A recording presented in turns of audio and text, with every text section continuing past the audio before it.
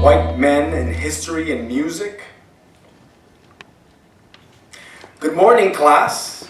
Today I'll be lecturing on great white men in history. I want to particularly focus on juxtaposing Mozart and the incredible Christopher Columbus. I think there is incredible genius in both of these particular agentive subjects in our histories, in particular because of the way in which Columbus discovered this great space and land. Leroy. What about Black disabled history? Huh? There's no such thing as Black disabled history. Mozart and Christopher Columbus, that captures both of their incredible contributions to humanity.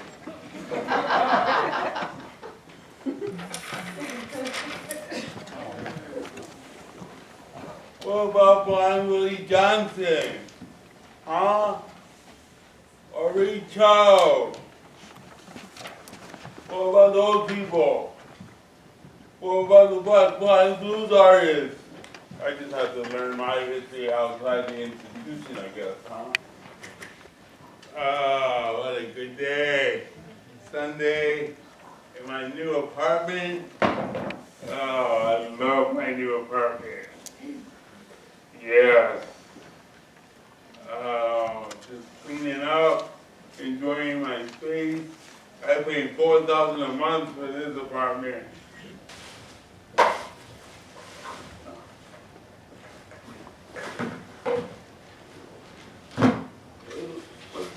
Oh my God, she's back again. I have to call the police. You better call the police, they're coming. What?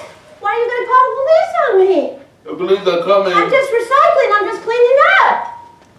No, my garbage.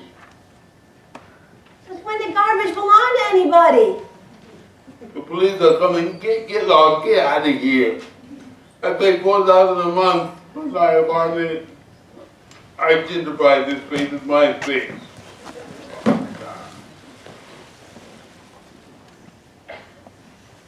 I am a poverty scholar. That houseless mama, that houseless daughter.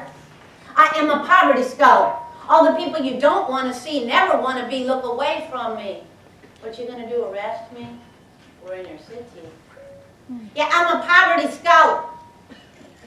And I rock my jailhouse attire because me and my poor mama did the jail time for the poverty crime of being unhoused in this occupied indigenous holler. I'm a poverty scholar, the melanin challenged daughter of a strong Afro-Boricua mama, for without whom there would be no me, a mama soltera and a welfare queen. Ha, ha, ha! I'm the Black crippled. Look at me, hear this. I have learned when I was Porky. Put on your feet just to get no money. Ha! I'm the Black crippled, bringing back my Black disabled ancestors from Harriet Tubman to Porgy. We are always here, we will always be here. Ha, ha, ha. I'm the Black crippled. The notion of poverty scholarship was born in the calles, the prisons, the street corners, community centers, welfare offices, shelters, kitchen tables, assembly lines, tenements, favelas, projects, and what they call the ghettos. All the places that people like this institution don't look for: educators, media producers, experts, artists, linguists, scholars. Poverty scholars are the people usually silent, incarcerated, criminalized, displaced, homeless, marginalized, shorted, separated, and extinguished. We are told our knowledge is not valid or legitimate. Our speech is improper. Our work and our choices criminal. Our work inept, illiterate. Poverty scholar schools are everywhere. Our teachings are essential, haphazard, immediate, fluid, and static. We are your mama, your cousin, your elders, your corner store owner, your recycler. Our research is based on our lives and our experiences, our solution and our knowledge of what works and what can work. Our visions are based on the dreams of our ancestors, our elders, and our youth. Myself and Leroy Moore and several other members of our powerful, layered, multiracial, multi-generational village who stand aside with both of us right now, but because of fake papers crossing colonizer borders, because of the prison nation, because of colonization, aren't here with us. So it's just me and Leroy today, and big ups to Yolanda and the beautiful crew that even enabled us poverty scholars to be here. Because as long with standing here, we stand with all the people, all the poverty scholars right outside this door, who you may or may not see or speak to, but who know no more than us, no less than us.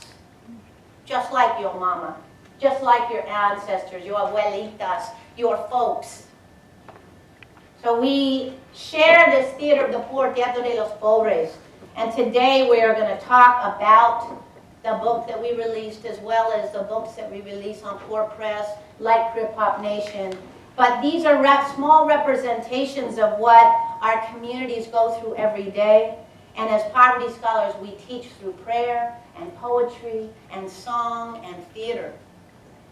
So get ready, folks, because there'll be no thesis on your teacher's digital trash can. Hold on to your seats. We're going to say a moment of silence for the First Nations people of the lands, Delaware, Mohawk, Seneca, so many more, who suffered the first form of gentrification, aka colonization, because all of this didn't just start. And in tandem to that, all the black, brown, poor, indigenous folks incarcerated behind the razor wire plantations for the sole act of being a person of color, indigenous, poor in this occupied nation, and for the people like my Mama Dee and myself who died from the act of being unhoused right out here, right in New York City, every day in America.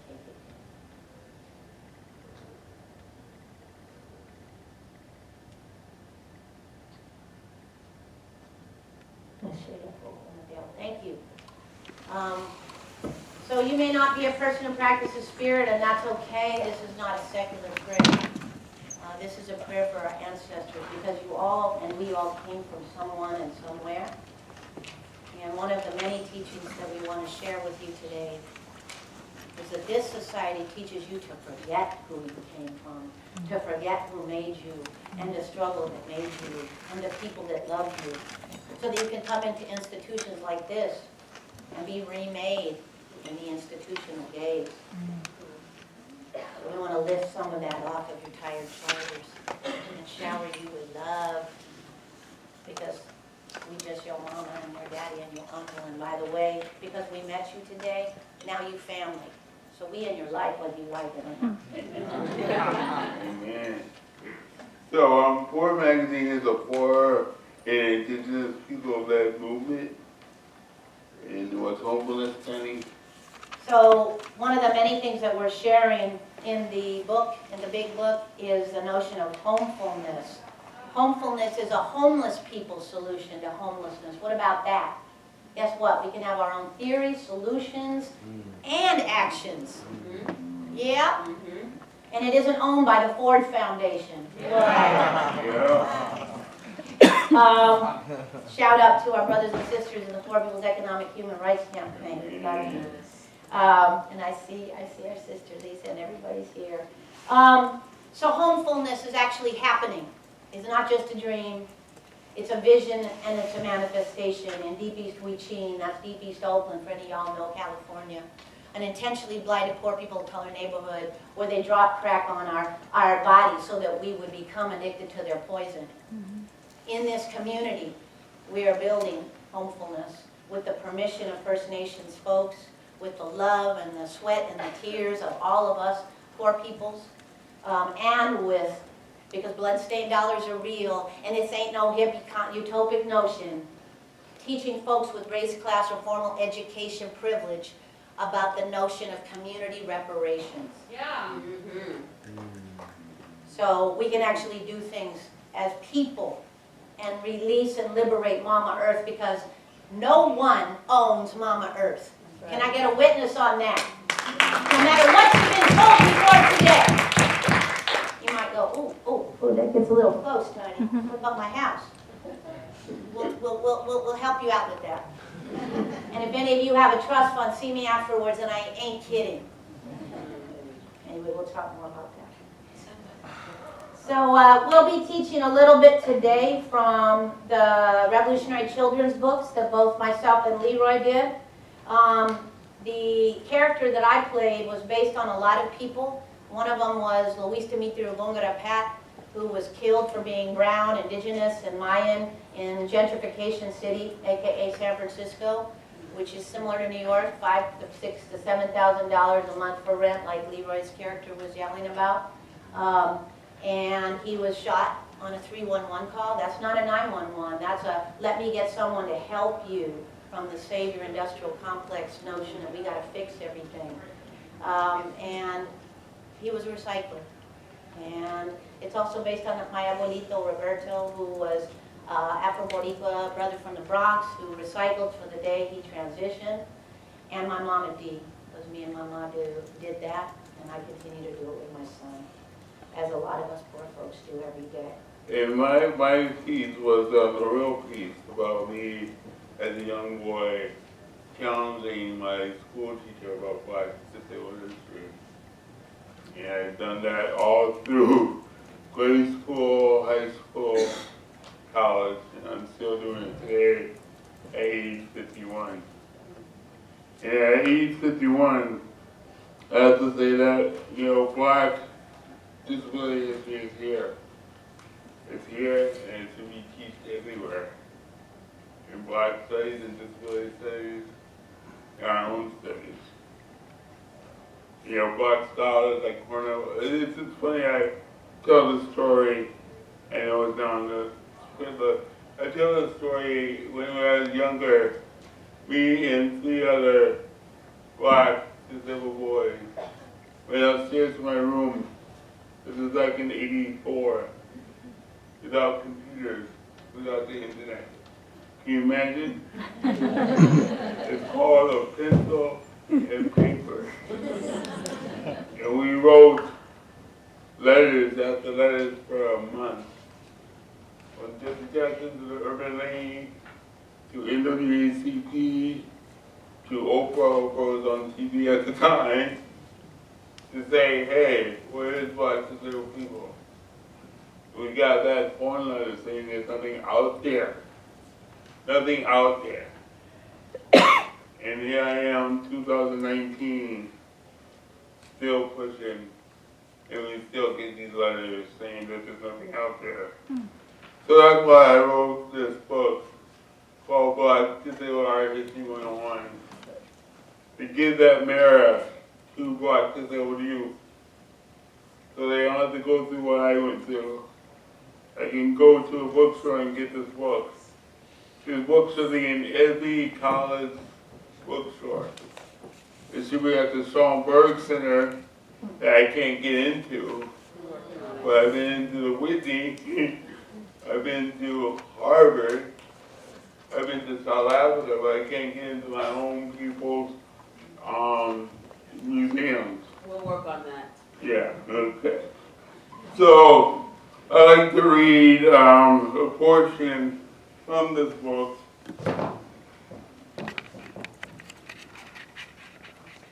And I want to say this book was published by 2 professors, white professors, that saw my work and really wanted to support it at the level that we are both on the same levels. And there are professors at University of San Francisco. And they said, Leroy, let's do a children's book around your collection, your work. So this has come out from what we've talked about and what we organized together. So I'm going to read.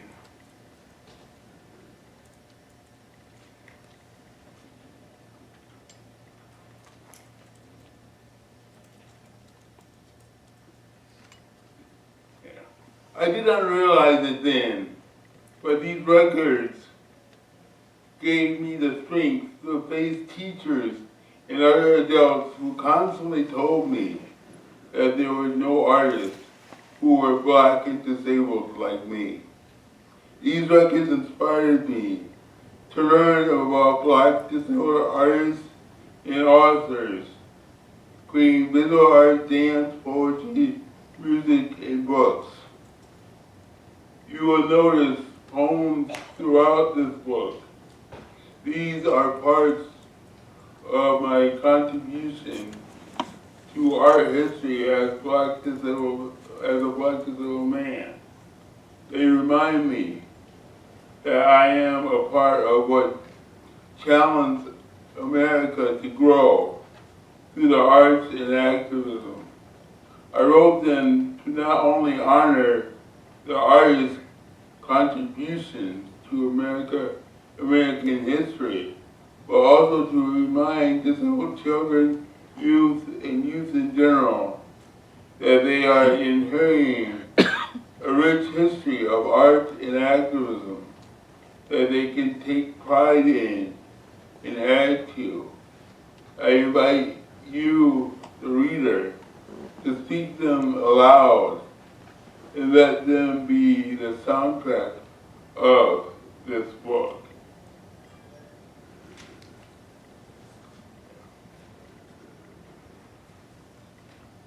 So Leroy is also the author of Krip-Hop Nation graphic novel, first edition. And I do want to say, Four Magazine is a fact po, and so if you can kick down some of your dough, we would appreciate it, if I don't fall.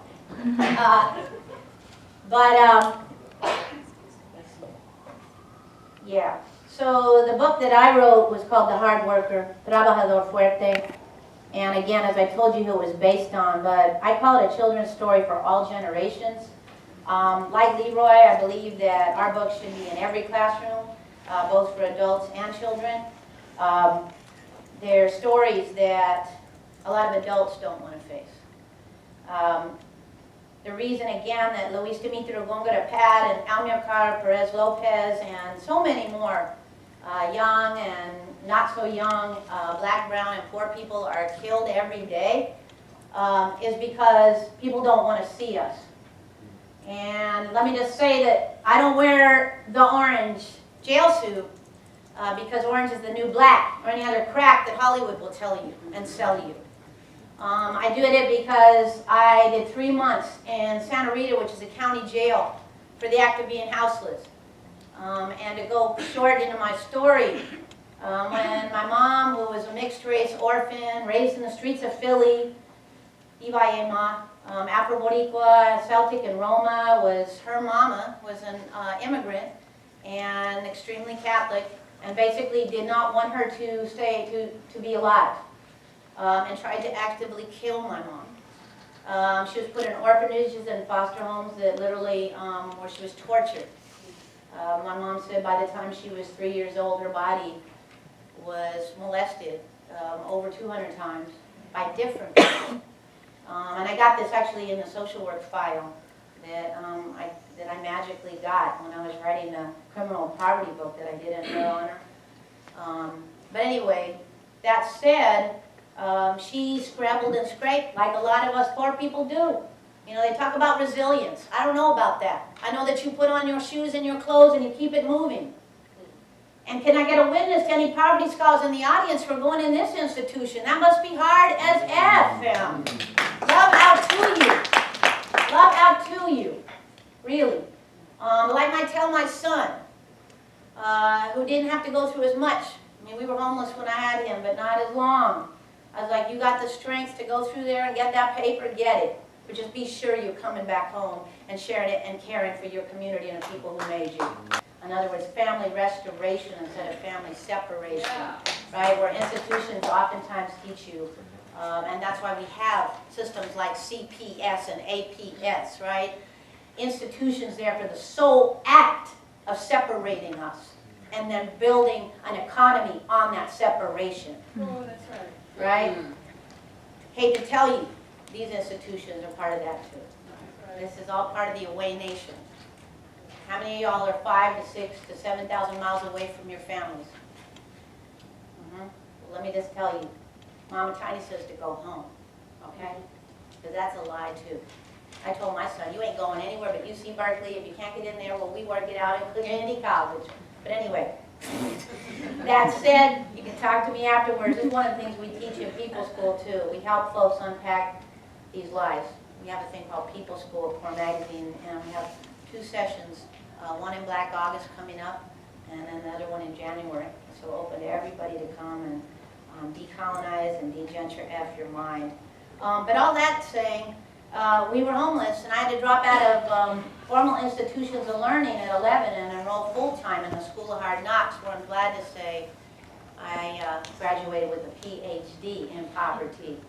Now, I ain't talking about anything that an institution like this creates. I'm talking about survival, learning how to fill out eviction papers, because you got to ride that eviction out as long as you can, or we on the street. Right. Learning out how to do 5150 forms, learning how to do 65-page proof of income forms so we could get that welfare crumb, the EBT crumb, the everything else crumb, because me and Mom had nothing else. And she told me, it's on you, because I can't do it anymore. And so at 11, I enrolled full-time in that school, and together we made it, sort of, not up and out of poverty. Ain't no bootstraps in this story, fam. We made it through interdependence, through loving each other, and through holding each other. And after coming through that and out of that, and then I was put in jail at 18, because I had accrued so many citations. So for those of you who don't know, it's illegal to be houseless in this occupied land. Public land ain't really public. And it's a citable offense. In the city of New York, there's over 122 laws on the books that in different ways make it illegal to be sitting, standing, walking, or living while unhoused on the street. Or looking unhoused, whatever the heck that looks like, right? So, anyway, you should read the story we just wrote called Here Come the Homeless, because Leroy just dealt with that yesterday. Right here in Harlem. But anyway, all that to say, you know, I got these citations because me and Mom were basically sleeping in our car when we had a hoopty, sleeping on the street, park benches, bathrooms, wherever we could be safe for a minute. And whenever the cops found us, they would cite us. And because I wasn't 18, they wouldn't arrest us. But then when I became 18, I was thrown up against the wall and put in jail. And I did 3 months hard time. So, that's not anything different now. If anything, it's worse.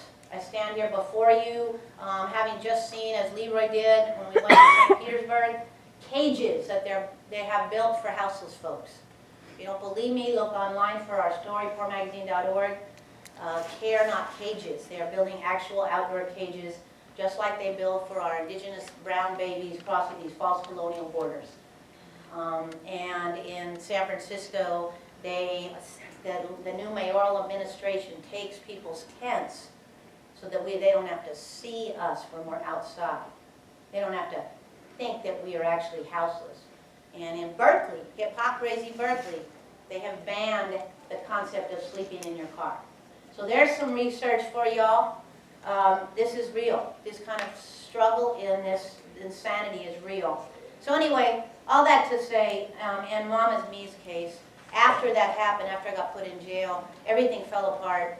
The underground hustle, we were vendors on the street, that didn't happen anymore, and all kinds of things. And you can read the book Criminal Poverty, Growing Up Homeless in America if you want the whole story, but one of the first things that happened that changed our life is it wasn't like there was big, you know, oh, now we're okay, because that isn't how poverty works. But a landlord didn't evict us the first time we couldn't afford the rent. So I just want to have you sit with that. Have you sit with that revolution. Some of the lies that tell you about homelessness and poverty is, oh, you know, we got to fix that. And a lot of people, even conscious people, you got to look away. You practice what I call the violent act of looking away. I can't solve that. I got to keep moving. You don't need to solve me, fam. You don't need to solve me. But if you can do one thing, if you can buy a newspaper from a street newspaper seller, or if you can teach your parents not to evict somebody the first time they don't pay the rent, or if you can redistribute a tent, you've done something. So we need to stop with what I call the cult of rehabilitation. So that said, this book is one of those things because our young people are lied to all the time about houseless folks. Hate grows in folks based on what they're taught. And so I did this story, and it is, it's got these beautiful illustrations by Joey Villarreal, who's actually did 10 years in what he calls the torture cell in Pelican Bay prison. He's one of our many powerful media and poverty scholars at CORE, as well as Asian Robles, who did the beautiful art of myself and Leroy's book, another poverty scholar. So anyway, I won't read the book, but I'm just going to read a little bit because there's not much time. But once upon a time, there was a hardworking man. He worked from early in the morning before the sun came up to late at night. Sometimes he worked so hard, his whole body ached from his shoulders to the soles of his feet. He was a recycler. Recyclers take their bottles and cans and cardboard to the redemption center so they can get paid for their hard work. They help to clean up our neighborhoods and do their best to earn a living in an important job. One day, as Senior Garcia was walking to the recycling center to redeem his cans and bottles in the Mission District of San Francisco, he was suddenly surrounded by police cars. "Halt, don't move," they shouted. They scared Senior Garcia so much he let go of his cart and then toppled over, spilling all his belongings on the street. This was a neighborhood he used to have an apartment until he got too sick to work in his job as a city trash collector and couldn't afford to pay the $100 rent increase on his apartment. He had recycled there for many years after he became houseless and never had any trouble. But in the last year, a lot of new people moved into the neighborhood, and now police were always surrounding him when he did his job. So this is about many things for any of you who are teachers. Just like Leroy's, it's about reshaping the narrative around homelessness for our young folks who actually, always young people are open and loving. And so we can shift that narrative from hate and what's happening again, which is the burning up of houseless folks, turning us into belongings because sometimes we don't have access to a roof. And I'm going to leave you with this little metaphor. Imagine that somebody came into your apartment or your room and took the roof off of your place. Would someone call you messy and dirty? Right? So because we don't have the privilege of privacy, and because we are exposed, we are now automatically at the mercy of your judgment. When other people, all of us, all of you, can hide behind those walls, can be messy, can be dirty, but not be called trash. I want to go back to my book before we go on, and I want to read two stories. One, for people in New York, do you know a name called Cash 2? Cash 2, a.k.a. Jeff Brown. Don't know New Yorkers? Oh, God. All right. That's what work to do. Yeah. So, this book like Consider Art History 101. Hip-hop is more than rap music. Visual arts like graffiti, spray painting on public walls is also part of hip-hop. Cass 2 lost his right arm in a subway accident when he was 10 years old. He taught himself to draw and paint with his left hand, later becoming one of the best graffiti artists and greatest contributors to the birth of hip-hop. in the 1970s. By 1976, Class 2 had painted graffiti on over 50 subway trains in New York City. Can you imagine seeing your artwork every day on the subway? Class 2 right here in New York. People gotta know your Black digital art history. I'll read one more. And this is really special to me. I'll tell you after. But Joe Capers, aka Blind Joe, 1957 to 2002.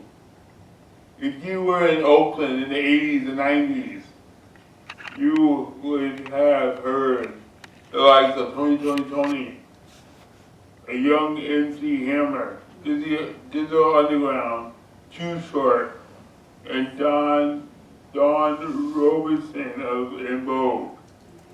Joe Capers, aka Blind Joe, a blind musician and producer, built the first completely accessible and affordable studio in the San Francisco Bay Area. To recognize his contribution to the arts, in 2013, the city of Oakland officially declared the month of August to be Joe Capers Month. And the reason why they did that, because I pushed the mayor to do it.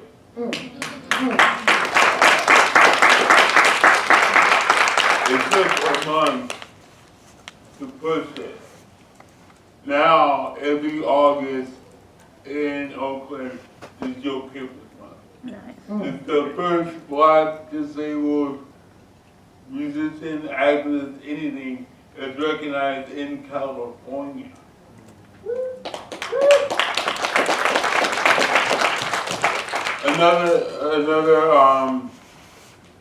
Another story about Blind Joe Capers is that this year in August, we, Krip-Hop, and a friend of mine, Naru, will be releasing the Blind Joe Capers documentary.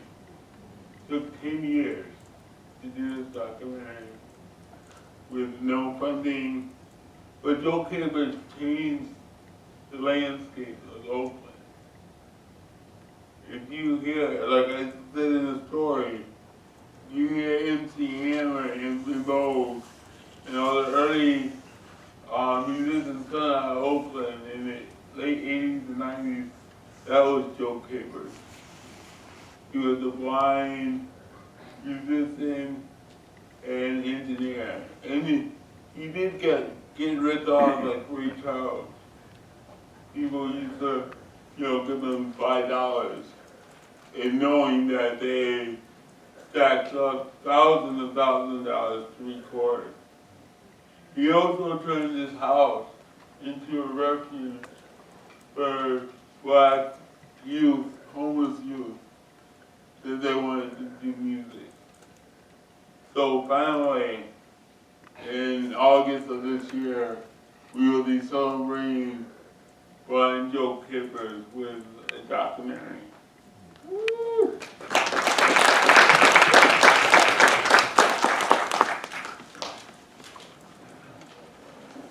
Yeah.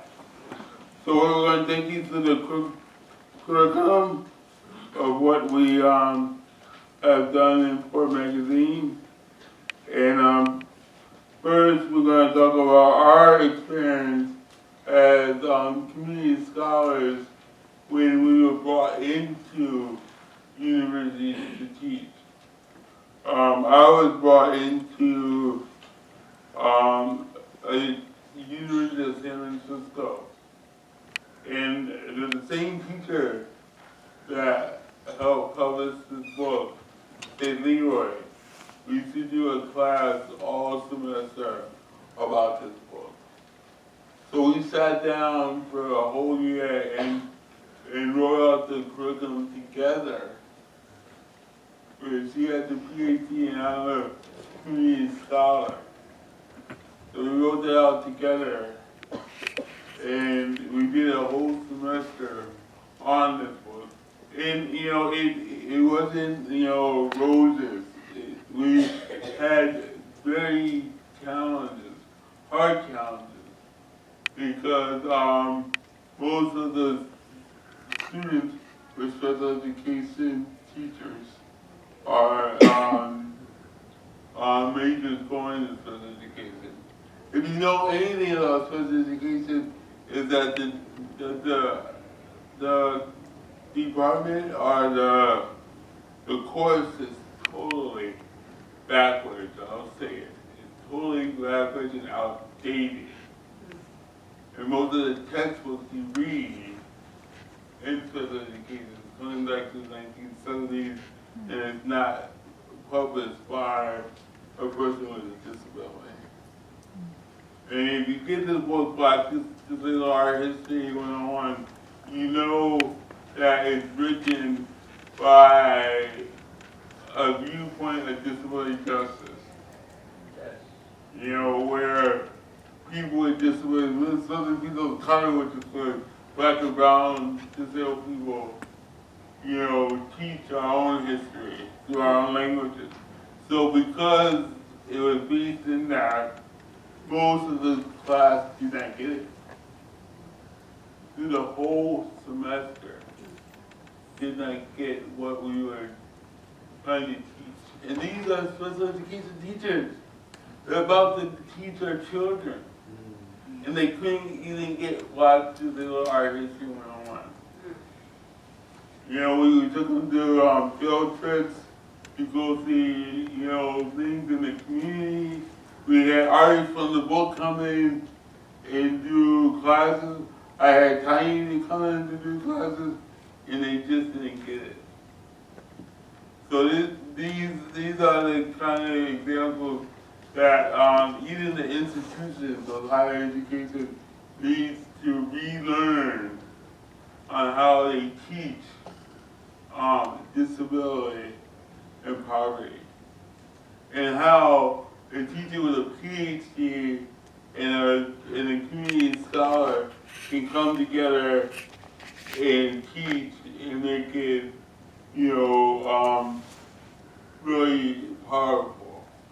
So at the end of the class, you know, although most of the students didn't get it, we're going to go back to the table and bring this class to the community, where community scholars do get it and make it stronger, so the next time that we go into the institution, you know, we have more community scholars, you know, teaching their history. So yeah, so that's one example of me going into University of San Francisco and co-teaching.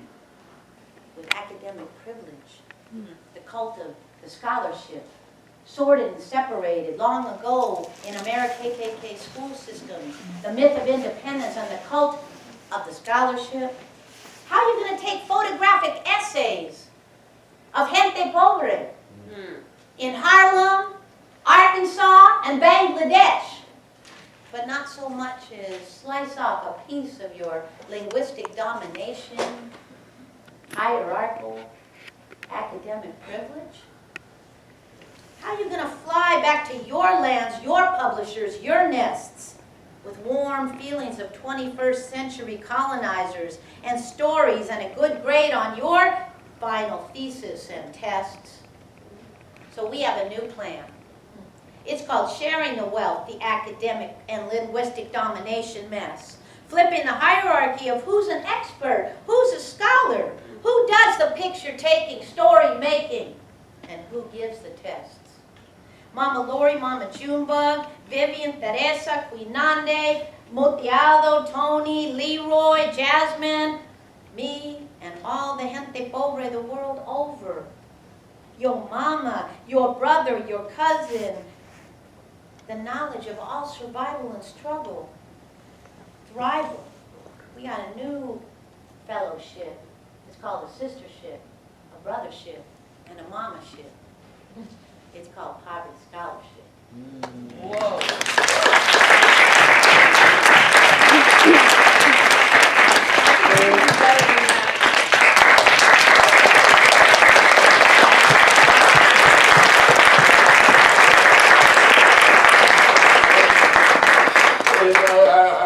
I want to leave you, I'll make this quick.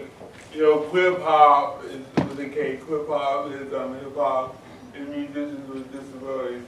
We do this on SSI dollar budget. I've been doing this for 12 years. Right.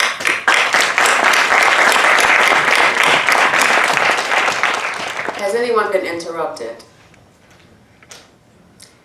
Has anyone been interrupted? You interrupted me, and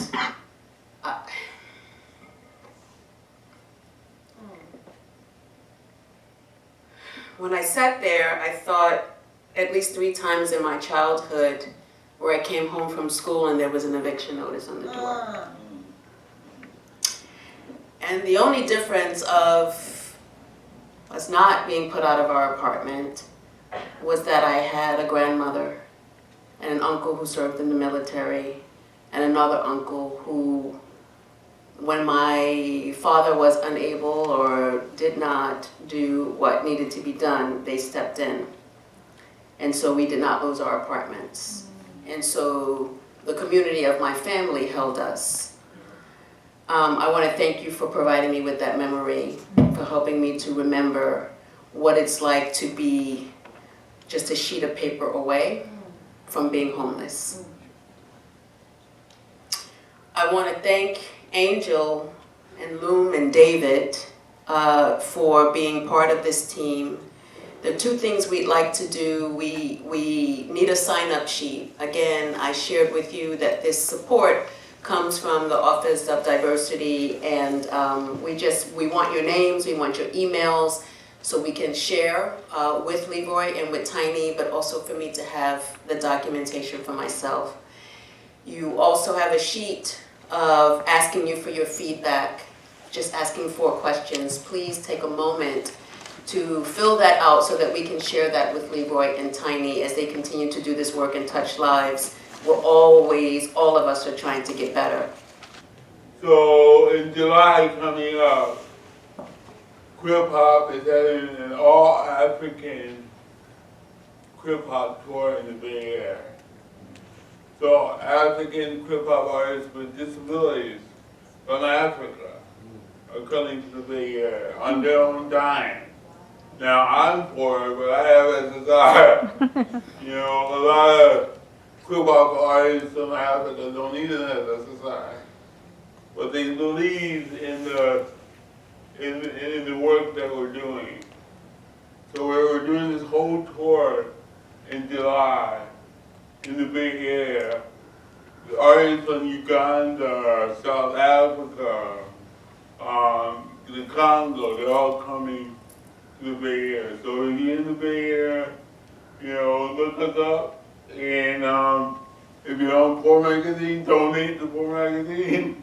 Donate to Krip-Hop, and let's do this. I honor both of you. Thank you. Please come forward, take a look, and let's thank Tiny and Leroy for interrupting today.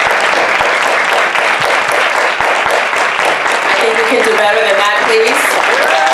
Yes, thank you. Raise the roof. Thank you for being here. We appreciate you.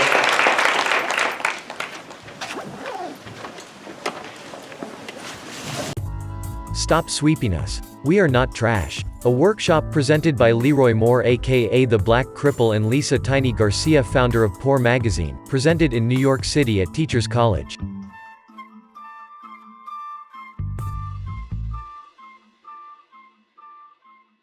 Can I help anybody? I'm sorry. It's 30, but if you can't afford 30, whatever you can pay. You know, it's sliding scale, that's how we roll. Yeah. And everyone we sell, we also give away to fellow poverty scholarship. So whatever doesn't bring you. Yes. from direction. Here you go, yes. Thank you. Sorry. Excuse me.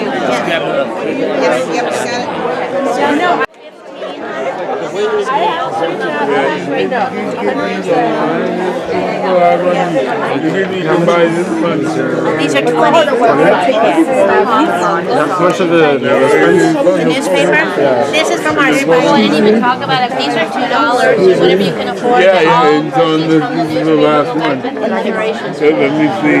You wanted to get No, I was trying not to. Tiny. Yes. Can you set a book aside? But I'm going to get it online. He sent me a website. I just wanted to sign it. That's why I wanted to hear this one. Yeah. Gotta get it. Yeah. Thank you so much. Hi, Evan. How are you? Matter of fact, I'm gonna get you signing my book. Here's my book, and here's the Black Cripple signing. All right. I'm signing the Black Cripple Leroy Moore Jr. Okay. I want the whole thing. The whole thing, okay. The whole different book. No, I want the whole thing. That's right. That's Leroy's graphic novel. So everybody needs to get one of these. I got mine. Yes.